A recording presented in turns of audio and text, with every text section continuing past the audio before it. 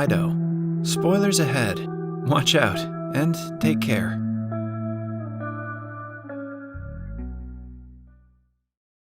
In an alternate universe, a cloud of radiation coming from outer space has engulfed the Earth. The radiation caused the buried dead bodies to reanimate and attack humans as flesh-eating zombies. Soon, the Earth was flush with such creatures who started killing everyone that came in their way. Mankind retaliated, and a zombie war began. Humans had a hard time winning the war until their savior, Dr. Reinhold Geiger, established an organization called the Zomcon. The doctor discovered that if the brain of a zombie was destroyed, the zombie would die, never to reanimate again. Using this information, the soldiers fighting the zombies aimed for their brains, and soon the war was won. What were they aiming for before? Zomcon built a security system to save their town from further zombie attacks.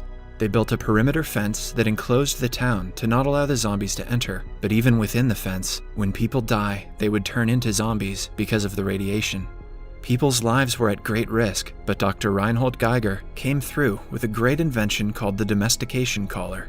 With this collar, the zombies' flesh cravings would die down, making them docile. A red light from the collar suggests that the zombies' desire for the flesh has been contained. People were suggested to call Zomcon or push the nearest safety button if the light from the collar goes out. When the zombies became docile, people started using them as maids and butlers to help them with household work. Those who did not wish to live like zombies and could afford a funeral were buried deep inside the ground after their heads were cut off from their bodies, also known as the reanimation-free burial. In the town of Willard, children in school are taught about Zomcon and the history of zombies. In one such class, the head of security at Zomcon, Jonathan Bottoms, visits the students. Mr. Bottoms' daughter, Cindy, is also a student in the class. Mr. Bottoms boasts about him making the town's safety against the zombies tighter, making the students clap in appreciation. But a kid named Timmy Robinson doesn't seem impressed. He asks Mr. Bottoms what would happen if the zombies who were buried come out someday. He thinks that they might have been crawling their way up, little by little. Mr. Bottoms is left speechless, and the teacher soon ends the class. The kids are also taught to use a rifle in Willard to prepare them for any kind of zombie attack. 2 of Timmy's friends bully him and are sent for detention. When he comes back home, Timmy sees that the Barrows family is moving into their neighborhood. Timmy's mother, Helen, welcomes him home and dismisses him, and he talks about his bullies. Later at night, his father Bill returns from work and sees Helen has prepared a plethora of dishes for him. It turns out that she had bought a zombie to help her around the house. Bill is not thrilled about the new purchase because he is scared of zombies, but Helen insists that their new neighbors have 6 zombies, and they should have at least 1. Bill controls the creature through a remote and hurts him in the process. Little Timmy pities the zombie and asks his father to stop. The following day, Timmy waits for Bill to play catch with him, but Bill makes an excuse and goes out to play golf with his friends. Timmy's parents are nonchalant about their duty towards their child. His needs are often ignored in his home. He goes outside to play alone, but Helen asks him to stop because she doesn't want the neighbors to think he is lonely. Timmy then goes to the park and sees a zombie trying to fetch a can from the ground. Someone is controlling the can from the bushes and troubling the zombie. Timmy goes to the bushes and sees that his bullies are responsible for the prank. The bullies push him to the ground and are about to shoot him when Timmy's new zombie comes to his aid. He pushes the bullies away and saves him. A happy Timmy thanks the zombie and names him Fido. Then, the two try to play catch, but Fido doesn't know how. So instead, Timmy plays fetch with Fido, treating him like his pet dog. As they play, the ball lands near Timmy's aggressive old neighbor, Mrs. Henderson. When Fido goes to pick it up, the old woman attacks him and hits him repeatedly, making his collar dysfunctional. Fido turns into a flesh-eating zombie again and kills Mrs. Henderson. Just then, Timmy arrives at the scene and is horrified to see him feeding on Mrs. Henderson. Fido makes his way towards Timmy, but suddenly his collar starts working again. Timmy takes him back home, but they forget to take the ball with them. Fido and Timmy are now in Bill's garage, where Timmy cleans him. He notices a surgery mark on Fido's chest and figures that he died from a heart attack. Helen walks in and asks him what they are doing. Timmy tries to tell her about Mrs. Henderson, but Helen doesn't give him a chance to talk.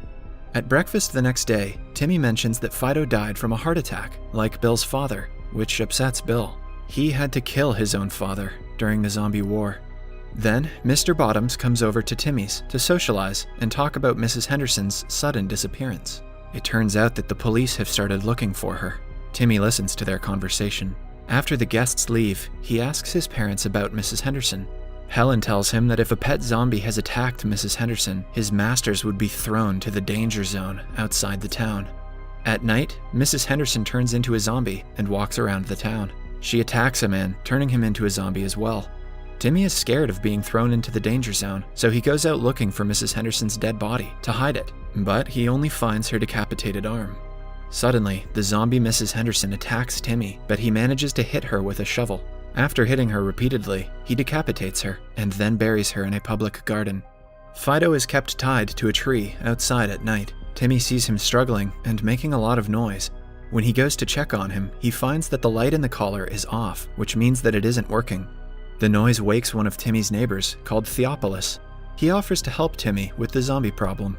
The two bring Fido to Mr. Theopolis' house, where he fixes his collar.